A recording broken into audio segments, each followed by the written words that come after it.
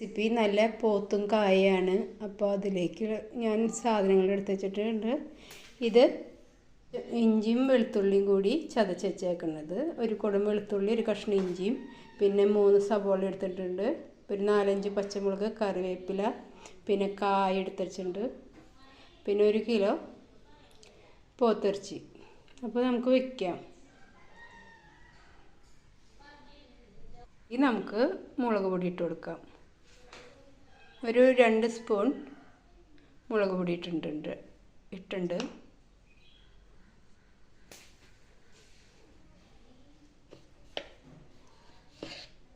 മഞ്ഞൾപ്പൊടി 1 സ്പൂൺ.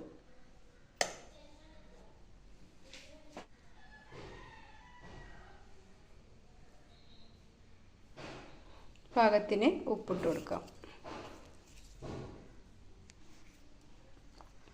അപ്പോൾ 1/2 സ്പൂൺ കുരുമുളക് പൊടി ഇട്ടുണ്ട് കേട്ടോ. പിന്നെ ഈ സവോളയെന്നും ഒരു പിടി സവോളയെന്നും പിന്നെ പച്ചമുളക് ഒക്കെ കുറേശ്ശെ ഇടാം കേട്ടോ. അതിൽ കറിവേപ്പില,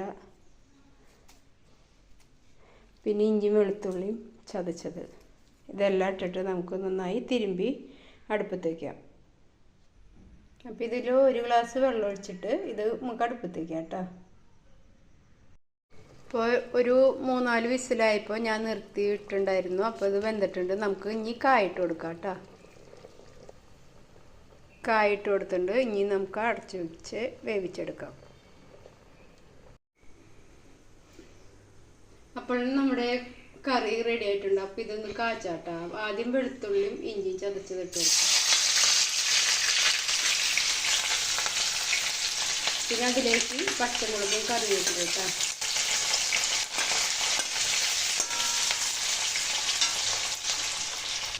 സവോള ഇട്ട് കൊടുക്കാം.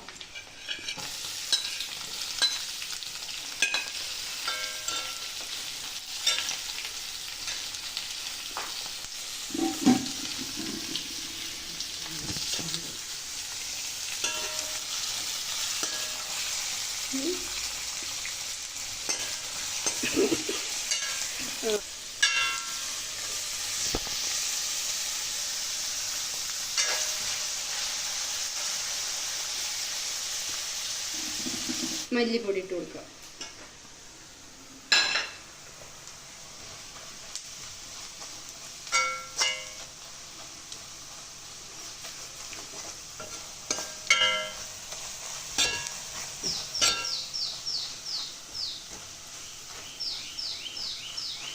മല്ലിപ്പൊടി മൂത്ത് വന്നിട്ടുണ്ട്.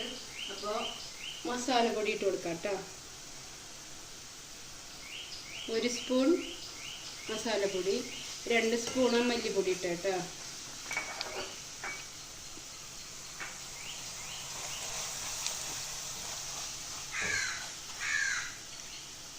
മുളക് പൊടി 1 സ്പൂൺ. അതിൽ മുള്ളിട്ട കാരണം കുറവ് നോക്കിയിട്ടിട്ടാൽ മതി കേട്ടോ. കുരുമുളക് പൊടി ഇട്ടിട്ടില്ലേ.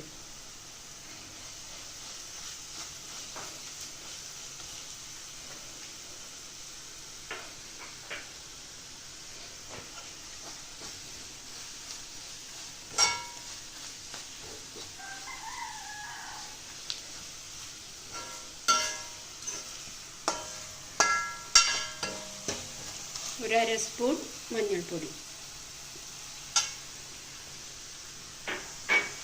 ഇനി ഇത് നന്നായി വഴറ്റാം.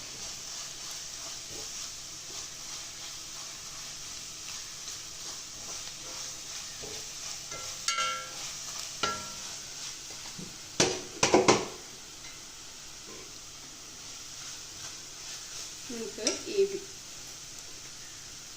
ബീഫ് ഇട്ട് കൊടുക്കാം.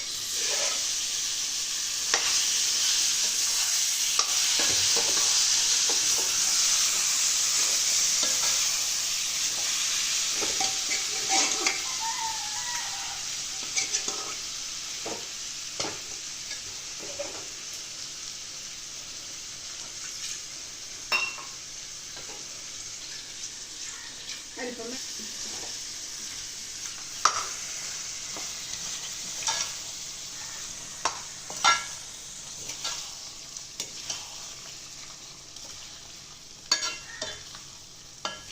അപ്പോൾ അങ്ങനെ നമ്മുടെ പോത്തിറച്ചിയും കായും റെഡി ആയിട്ടുണ്ട്. ഇത് ചെറുതായി ഒന്ന് തിളക്കട്ടെ കേട്ടോ. നമ്മളിപ്പോൾ വെള്ളം ഒഴിച്ചില്ലേ, ഒരു കുറച്ച് കുക്കറിലൊന്ന് ഇതായിട്ട് വെള്ളം ഒഴിച്ചിട്ടുണ്ടായിരുന്നു, ഒരു അര ഗ്ലാസ് ഇട്ടാ.